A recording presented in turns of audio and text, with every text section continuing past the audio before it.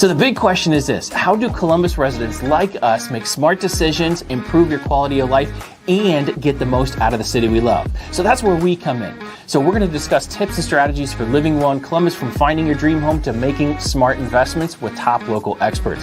Plus, we're going to highlight some of the best things to do around Columbus, from its vibrant neighborhoods to top restaurants and favorite attractions. So whether you're a longtime resident or new to the area, we've got you covered. So sit back, relax, and get ready to learn how to thrive in Columbus.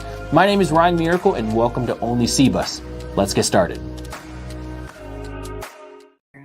What's good, people? Hope you guys are having a happy Monday. We are on the doorstep of Q2.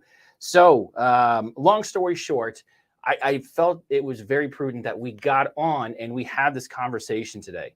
So I have a guest, and I'm going to bring her on here in a second, but she dropped a piece of content based upon a news article that was put on by the Columbus Dispatch. And as a lender for 18 years, I was like, holy hell, how did I not think about this? But what she talked about in the article is so fundamental for homeowners, specifically in Columbus, Ohio. So without further ado, what I want to do is I want to bring on our guest, and it's Mandy Mancini from Keller Williams Urban Living. Thank you so much for joining us. Thanks for having me. Yeah, Super no problem. excited. Yeah, big honored to have you. So that being said, I want to find out a little bit about you. Give them some background on who you are. So I'm Mandy Mancini. I'm with Keller Williams Urban Living. I have been in the industry. I think I'm in year 9 now, which is wild. I don't know how I got here, but I came from beauty and grooming. I'd always said I was going to do real estate, and I kind of just dove in head first. Wow. Yeah. And now here we are almost a decade later. I'd say it's worked out pretty well for you so far. Pretty good. Good. So not to keep everyone on pins and needles, but what I want to do is I want you to kind of talk about the content that you put out the other day. And it seemed like it almost went semi-viral because of the impact it was going to have. So without further ado, I'm just going to bring up the article, and I'm going to have you kind of talk about its impact on people here locally. So this is interesting because I've actually been talking about this for a really long time, and I've been talking about it in regards to up and coming neighborhoods. Mm-hmm. When you buy a house in these up and coming neighborhoods, your loan is actually never set up to cover what your new tax assessment's going to be. Okay. And then I started talking about it as people are getting so excited about all of these increases in home values, which I think is great. It's great for the city. But what I don't think people were thinking about was exactly what this article talked about. Increased home values are great for equity. Of course. Sure. Makes everyone feel good. Yeah. They're great if you want to pull some money out of your home and do a rehab. They're great if you want to sell your home.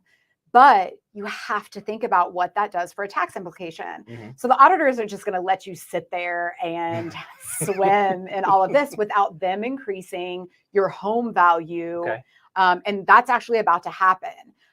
Every 3 years, they actually do a little bit of a reassessment, but every 6 years, they do kind of more of a deep dive and a more like real time reappraisal. That's what's happening this year. And everyone's going to see those tax bills and that increase in August. Yikes.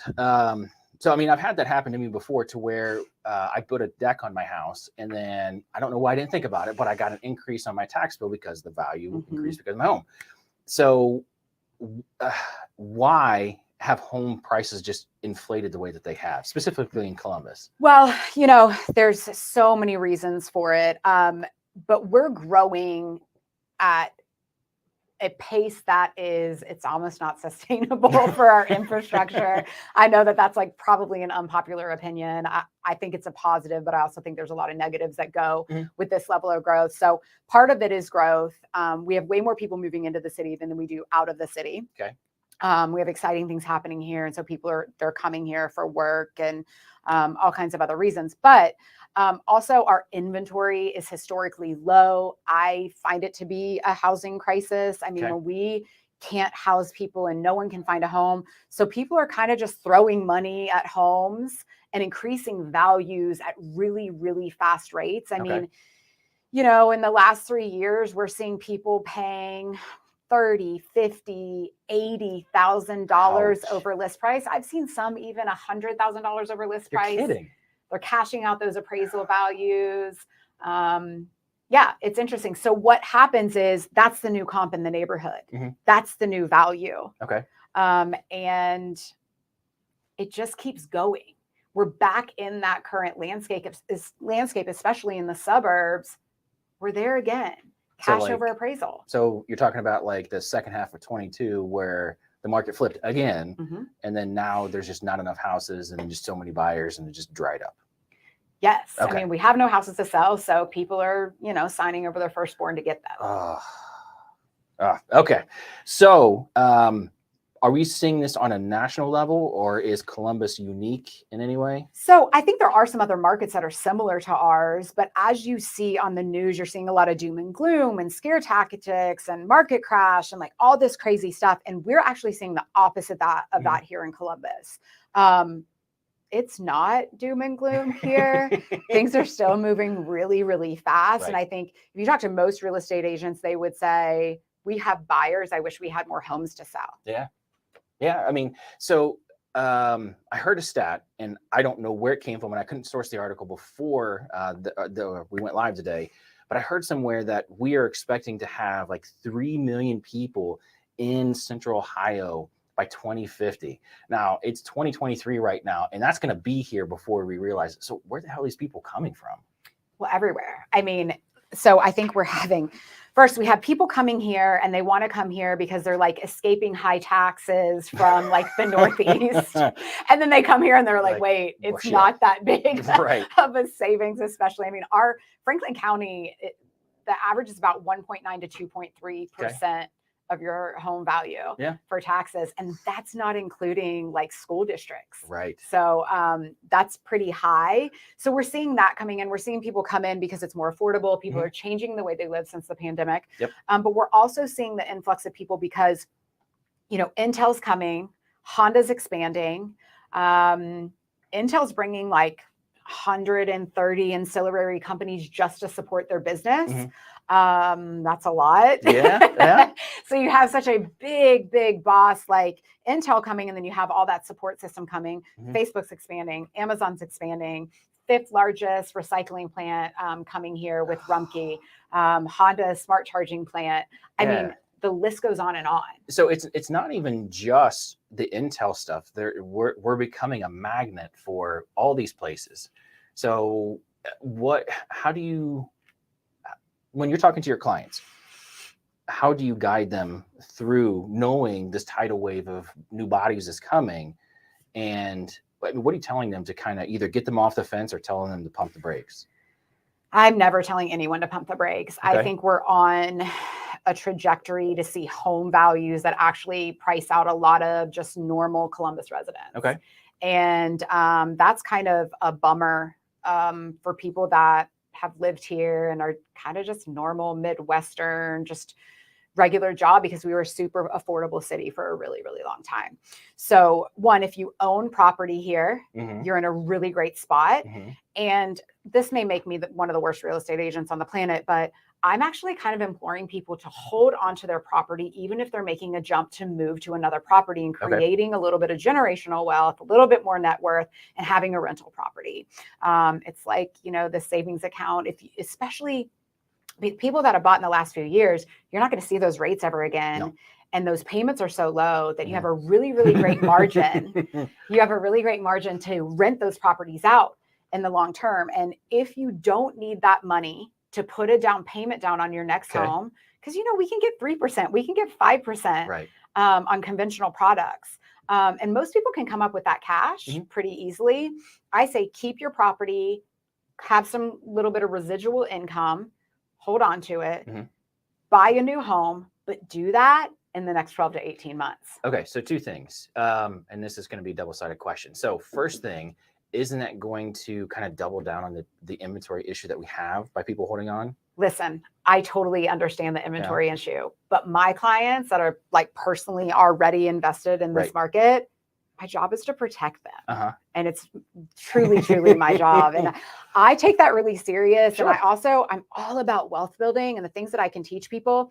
And I'll tell you this, I know a lot of real estate agents say they can't win and they can't find homes. Mhm. I don't have any buyers that aren't winning or finding a home. Okay. I do so much stuff off market. We go after what our clients want, Mhm. and we create scenarios that work for everyone, and the seller and the buyer. I'm glad you touched on that, because like one of the things that we're seeing is the offers that win for our buyers. And once again, we're a mortgage team. So one of the things that we're telling our clients is to, one, try to give the seller what they want as far as the cash. And sometimes you can't necessarily go $100,000 over, but just do what you can to make your offers enticing as possible as far as what the seller is going to net on the back end. The second thing, and I think this is the thing that gets missed a lot, is the security that goes along with making an offer. So you might have someone, a Nigerian prince, for example, no offense to Nigerian princes out there, but they might be offering $100,000 more cash. Yeah. But is that deal going to close? So isn't that the truth? well, yeah. So, I mean, so offering the most money you can, and the security is how like Mandy and other agents like Mandy are getting their clients in contract with less friction and not necessarily having to go out and show 40 homes to find one and heartbreak after heartbreak. Well, and I think you'll see, and even moving forward, sellers are kind of sick of this market. It is complete pandemonium to put your house on the market, Oh, yeah. Especially in certain price points and in certain areas. And sometimes, and this is part of an agent's job, what is driving the seller? Okay. Is it ease? Is it possession? Is it money? What is driving it? You'll find some people selling their home that they are just worried about money. Okay. You'll also find some people selling their home that they're worried about the timeline and when they have to move. You'll find some people selling their home, they don't want anybody in their home. Okay. And so if you can figure that out by having a relationship with the listing agent, peeling back the layers, that's how you can get the seller what they want. You've got to find that driving force. So who's on the front line of that conversation? Is it the buyer themselves, or is it the agent that needs to be the buyer's agent? Buyer's agent. Okay. You better have a pit bull in this market. If they're not going after and having conversations or, making things work, right. You also have to get creative. Having agents that aren't afraid to say the hard things, have the hard conversations. I found a house this weekend for a client and they love the house, and it's a full gut rehab and it's insanely beautiful. And the builder met us there.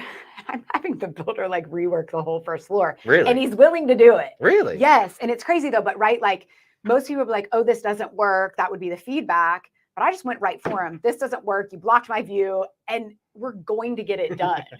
And I'm actually surprised we're going to get it done, but they're actually way more accommodating. But that's my point of someone who's willing to open their mouth, fight for their client. Right. And in this market, you better fight for your client, be creative so you can get them what they want. So it's interesting that you bring up the new build thing, because I read a report that Texas in general, they had like a 68% cancellation rate on new builds, which is just ungodly. So you kind of touched on it earlier. So Columbus being kind of insulated, kind of being that shining city on the hill for Ohio. So are builders having an easier time with a lack of inventory in Columbus, or are they having a harder time? So it's really interesting. I thought that I sell a lot within a pretty insulated market of downtown. Okay. And inventory is a little bit easier there. I have a client that's pulling out to the suburbs from downtown, and they're looking at new builds. And I'm calling all of these new builds thinking, gosh, I know they're going to have inventory. 3 of the new builds are sold out. There were 2 houses left. Like not 3. No, 3 companies. Yes. Oh. We're completely sold out. Yikes. And I'm like, oh my gosh, what's happening? And so it actually changed our timeline and it changed our approach, because we had to jump to a neighborhood that's not, they haven't even broken ground yet. Okay. So what's the timeline on that? 8 months. Ouch. Yeah. I mean, growing up in the new build industry, 6 months is what we told people, but that was like 2008 and before. Yeah. So it's a different ball game now. It's totally a different ball game now. And like, we have so many, again, infrastructure issues. There's no contractors to complete these jobs. Okay. And the closer we get to Intel, you're going to see more delays on new builds, on rehabs, on all of that, because Intel will eat up our workforce worse than anything that we've ever seen. So we're already seeing major delays because no one can find a contractor. Okay. I'm trying to get a sewer line fixed and people are 3 months out. Really? Yes. Ooh. It's wild. You're going to be hopping on YouTube real quick to learn how Yeah. to fix it yourself. Yeah. That's Parker's job. So if I'm hearing you correct, so Intel, Honda, Facebook, Amazon with new distribution centers. So we're going to have a lack of skilled labor, not for people leaving town, but just there's too much demand for it. So people who are skilled trades, is Columbus a good place to be? Oh my gosh. If you are a skilled trade, please move here. Right. I have rentals for you. I mean, now hiring, you heard it here first. And you know, it's interesting. I was on a panel last week with the Columbus Realtor Women's Council. I totally botched that name. But on that panel was a woman contractor. And she was for Dave Fox, and she was so good. And she made such a really good point that like women aren't getting into these skilled trades. They are or not? They are not. Really? And I'm like, oh, they should be. Because right now, you know, I think we used to think like degrees like nursing and teaching are these super solid jobs. Mm-hmm. And I still agree that they're super solid jobs and you're guaranteed to always have a job. Mm-hmm. But you know, the next super solid job are these skilled trades. And if you're creative and you like to build things and see things come to life, like that is such an amazing industry to be in. One of the plumbers on my sewer line was a woman the other day, and she was like running the show and she was so smart. And I was like, I love that you're in this industry. And but truly, if you are a skilled laborer right now coming to Columbus, mm-hmm. you will have a wealth of opportunity. You could get hired, you could run your own business. I mean, we need it here. Yeah. Badly. Yeah. So, I mean, I was watching a podcast by Ken Posick from Orlando. Mm-hmm. They're having the same growth issues, victim of their own success kind of things, because people are just flocking to Florida. So they said the same thing. So come to Florida, as long as you can hustle, you'll definitely make money here. So circling back to the original reason that we got on today, the coming tax hit that people are going to take. So combining that with the lack of inventory. So are we going to see people not being able to afford their home because everything's gone up? I read a report that said that the average homeowner across the country, they're spending $700 more per month now than they did last year because of inflation and goods and those kind of things. So are we going to see more homes coming on the market because of that? I think we will. I think, you know, we're kind of in a little bit of a scary time. So I always think about like the FHA buyers and the VA buyers mm-hmm. who they might be on a pretty tight margin. Squeaky. Yeah. With their mortgage. And especially as we see inflation, I mean, groceries, right? Like mm-hmm. they're so expensive, and we're just seeing like all these like cost of goods are just way up.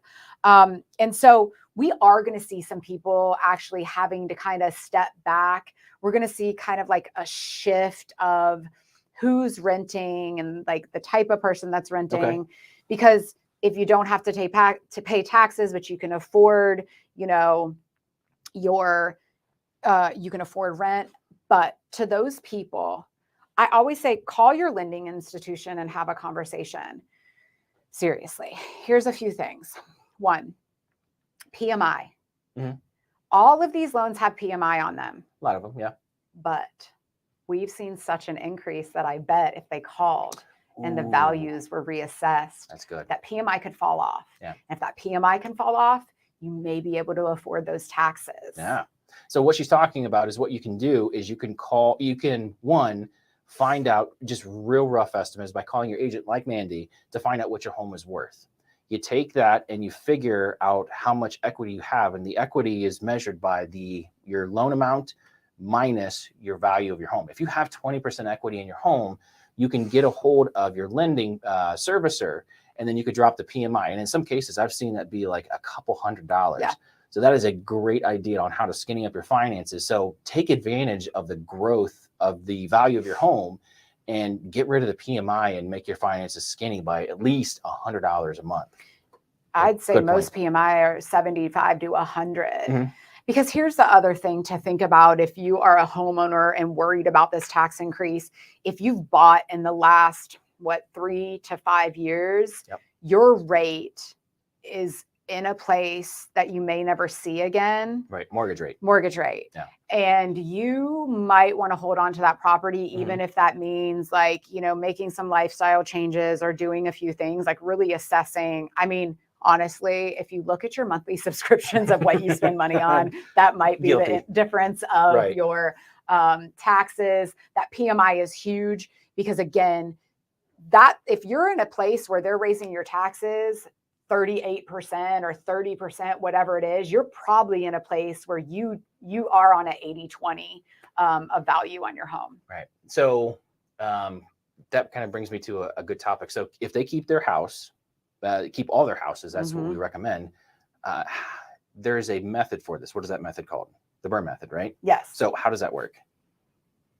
Oh, I don't. So I'll jump in here. So I kind of threw Manny in the deep end on that one. So the Burr method, basically the way it works is like you have property one, your primary residence. You take that property, live in it for at least a year. And the last couple of years, the value has just gained like crazy. I have questions about this right now. Yeah. Keep going and I'll jump in. And that's why I don't want to talk about this because I don't know with like rates and stuff. So go ahead and then I'll jump in. So the way that it works is you could take like a line of credit, or you can cash out refinance the house that you're in. So you're not selling your primary residence right now. You take that cash and then you go buy the next house. Now that next house could either be a new primary or it could be an investment property. So if you make the next house your new primary, you turn the old one into an investment property, and then you just keep leapfrogging from property to property. And within 5 years, you could have 5 different properties. And you're using other people's money or OPM as leverage. You're not really having to put in any of your own cash. So you have to put in your own cash for the first one, and then just compound, and you're growing equity on all of them. Go ahead. And I love this. But the reason why I didn't want to chime in on this is because, okay, we're going to pull money out, but they were already at this 3%. And if they cash out refi, they are not anymore. And it costs so much money. So right now, like today, with the rates, I don't know if I feel good about it. Oh, and that's fair. So what Manny's talking about is using your primary residence is if you have a 3% loan. And God love you if you do, I have one too. Yes. So you take that property and you cash out refinance, you're going to then adjust that rate to the market rate. So I'm actually going to have a guest on here in a couple of weeks. She is a home equity line of credit specialist. So we're going to actually talk about this on that podcast. But so you take and get a line of credit. So you keep that 3% rate, but then you're getting a second loan for the equity that you pulled out to buy the next property. But you do have to be at that 80-20 mark in order to make that work. Yeah. Am I right? Yeah. Okay. Yep. Yeah. So definitely get with your agent because you're going to want to talk with them anyway. You need values. Of course. You need values. So that being said, you need to make sure that you have that 20%, to Manny's point. You get with someone like our guest Amy in a couple of weeks, and she can tell you if you have enough cash or how much cash you can get access to be able to pull out and then drop on the new place. So once again, you're not using your own money to do this. So it's a way for you to keep acquiring properties while other people are just left on the sidelines. And I love it. If it works and it can work out, I am all for it. I think, HELOCs are a little bit tougher now too. Oh yeah. And you also have to be a super qualified buyer. So that's like paying attention to credit, paying attention to debt. I mean, these are all things, but calling Ryan Miracle and being educated on that and what you need to actually have in order to secure that type of financing is huge. But if you are at 3% or even 4%, I would not cash out refi right now. 3% interest rate. Correct. 3% interest rate. Yep. So yeah, I mean, if you just bought a house, you probably don't have enough equity yet to be able to flip over and to buy another house. So you buy it time. So do you think, barring another like 9/11 or another 2008 happening, are property values in Columbus going anywhere? Oh no, no. Okay. We are actually going nowhere but up. Right. If you have been waiting for values to go down, you're costing yourself really incredible amounts of money. 2008 was caused by the housing market. We're nowhere near that. We're just it is literally, it just couldn't be even more of a different situation. I mean, we have no inventory. I mean, there's just a million reasons why we're nowhere near in 2008. But if you're waiting, you're costing yourself money. If you're waiting for interest rates to go down, you need to stop that too, because you can actually refi so quickly when they do go down. So many lending institutions are offering free refis and within a certain amount of time. I mean, it's really set up in your benefit right now. Ask questions if you don't know, but stop waiting, because Columbus is growing at a pace. I mean, we just talked about a statistic that the Dispatch let out that is going to affect your taxes. We made a 38% increase in less than 4 years. So, I mean, this is the national. So I found this chart before we started, but here's the national average for home prices. And you can see as soon as we hit 2020, there was just a huge demand for housing, whether it's the Gen Z or the young millennials kind of coming on board, or there was just not enough houses for sale. But what we're seeing is exactly what Mandy's saying, is Columbus is even more exacerbated than this. And I know I butchered that word. Sorry, Sherry. But that being said, Columbus is even more impacted by this than, say, like Mansfield, my hometown, or Toledo or Akron. So that being said, home prices are not going anywhere. We're not going anywhere. So what we went through in 2008 was kind of the opposite of this. It was a housing issue. No one wanted housing. And I was working at a new builder at that time, and we were just coaching our clients, which house do you want to take a hit on? Do you want to take a hit on selling your house at a loss, or do you want to take a bigger discount on the house that you were buying? So right now it's just kind of the inverse. Do you want to take a smaller gain on the current house, or do you want to pay more on the next house? Because it's only going to get more expensive. It's only going to get more expensive. And I think in ways that are going to be really scary to like just our normal Columbus person. Okay. So much money coming from other places, and their salaries are higher because they're used to living at such a, higher rate. And I think that if you're waiting, you may end up being priced out. I actually have clients that are already priced out.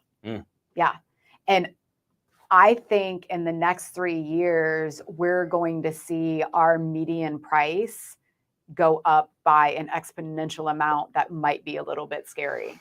So what does an average Joe who's been here for 30 years, what the hell do they do? I mean, a lot of people, and you're actually seeing this in a lot of neighborhoods, that people are just holding onto their houses if they are already homeowners, or they're adding on to their houses or doing things like that to make their living spaces more ideal for them and their growing families. Right. If you are a person that doesn't own a home, jump into the market. Or you may have to start thinking about living outside of like Columbus proper. Which would be? Well, I mean, I would say anything. We call pretty much like everything, like from Powell to Grove City. I mean, we call it Columbus. I mean, even out like past New Albany, we call that Columbus. And I think we're talking about just like the central Ohio bubble. And you might have to move to, you may have to make a little bit of a longer commute. Our traffic's going to get worse. I mean, there's so many things that are going to go into that. So it sounds like we're kind of turning into one of those like major metro areas. I don't want to compare us to like San Francisco, because those prices out there are just disgusting. But is that where we're heading with all the bodies that we're going to be gaining? So I think good comparisons are Seattle, Austin, Denver, places that grew super, super quickly. They weren't really ready for their growth. And you saw prices just jump almost overnight. And I think that's truly what's happening here. We're seeing it happen. I mean, the pace is really, it's wild. Yeah. I've told my wife that we're never leaving Columbus, like no matter what. I know. I was just saying, we're rehabbing our house out in Granville, and I love our property, and we're talking about like selling it when it's done.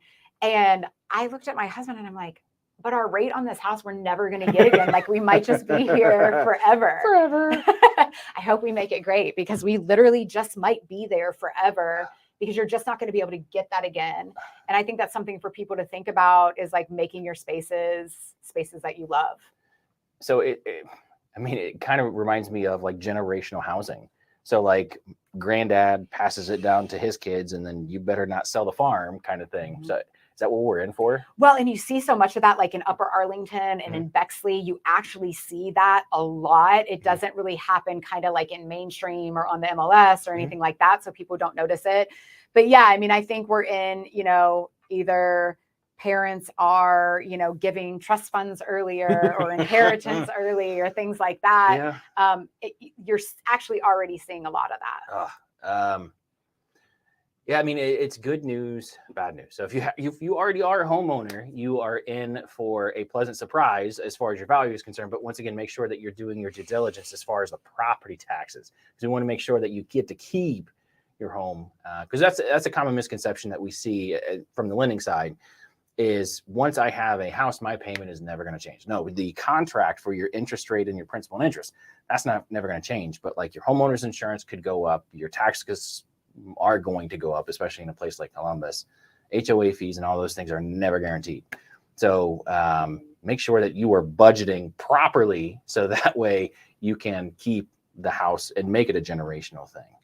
So anything else that our homeowners in Columbus, Ohio should kind of be aware of what's coming or what they can do now to kind of protect themselves?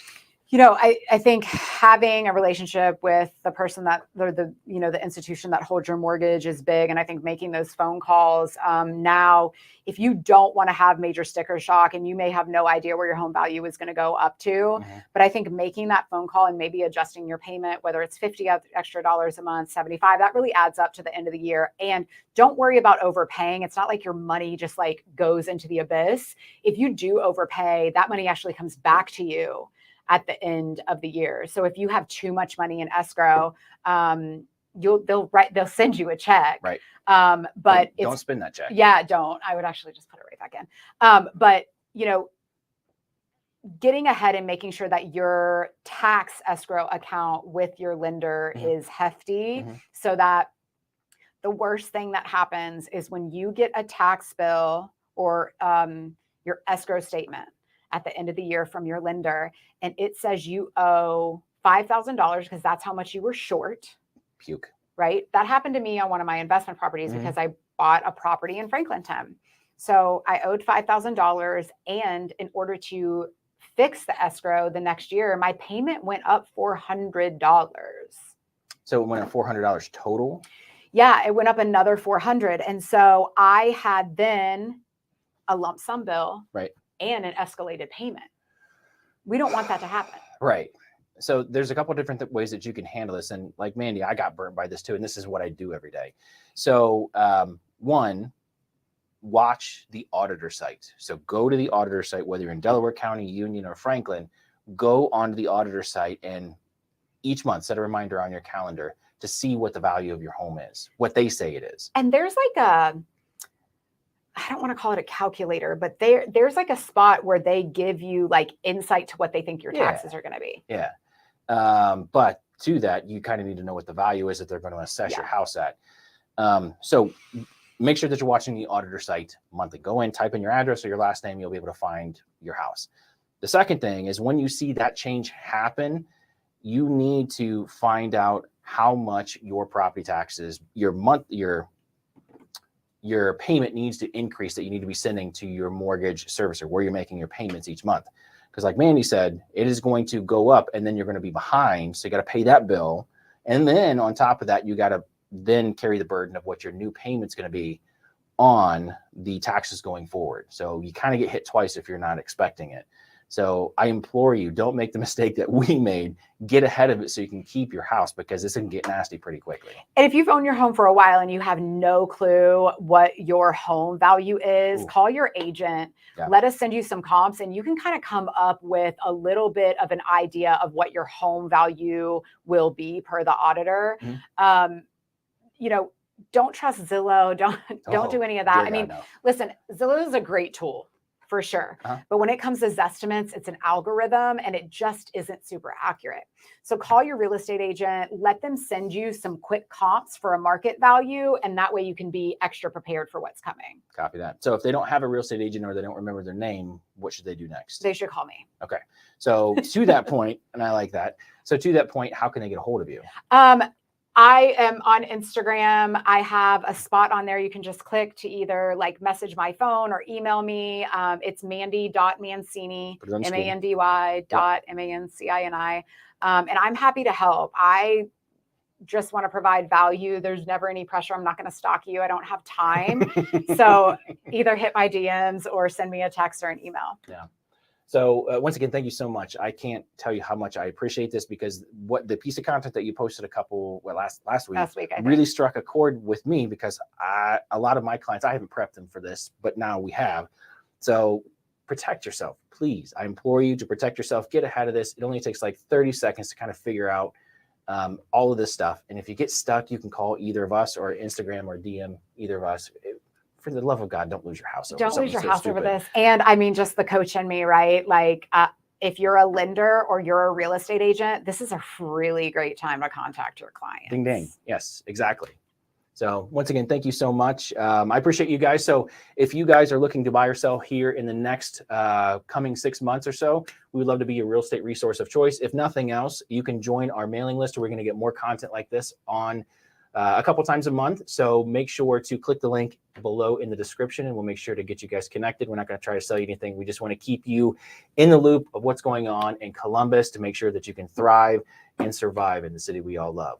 So once again, thank you guys so much. I appreciate it. Keep an eye out for our next one. I'm going to be going to Atlanta next week, so I'm not going to be doing a live stream, but we'll be back here shortly with another guest to help you guys thrive in Columbus. Thank you guys so much. Thank you, Mandy. Thank you. Yep. See you guys next time.